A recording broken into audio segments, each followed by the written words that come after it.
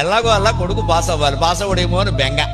కానీ ఇవాళ అన్ని పరీక్షల్లోనూ నెగ్గి ఇంతమందిని కూర్చోబెట్టి మాట్లాడుతుంటే చూడడానికి నా తండ్రి లేడే, నా తండ్రి లేడే. మా అమ్మ చూసింది 20 ఏళ్ళు నా వైభవాన్ని, నా తండ్రి చూడలేకపోయాడు. నా కోసం ఎంత తాపత్రయపడ్డావయ్యా, భయపడ్డావయ్యా. నేను ఇవాళ లోకాన్ని నడిపిస్తున్నానయ్యా, నేను కనపడితే దేవుడు అంటున్నారయ్యా. నీ పుత్రుడు రూపంలో ఉన్నవాడిని చూడడానికి నువ్వు లేవు కదా, ఈ దుఃఖం ఎవడు తీరుస్తాడండి. ఆయన వద్దన్న పని చేశాను నేను. ఆయన బైపీసీ చదువు, డాక్టరు, ఇంజనీరు అన్నాడు. నాకు తెలుగే కావాలన్నాను. పట్టుదల, పిచ్చి పట్టు, నాకు తెలుగు కావాలి. నేను ఏం చేసుకున్నా మంచిది. స్కూల్ మాస్టర్ అవుతావురా, అంతకంటే అయినా సరే నాకు తెలుగు కావాలి, నాకు తెలుగు పద్యాలు. తెలుగు పద్యాలకి డబ్బులు ఎవడిస్తాడు రా అన్నాడు.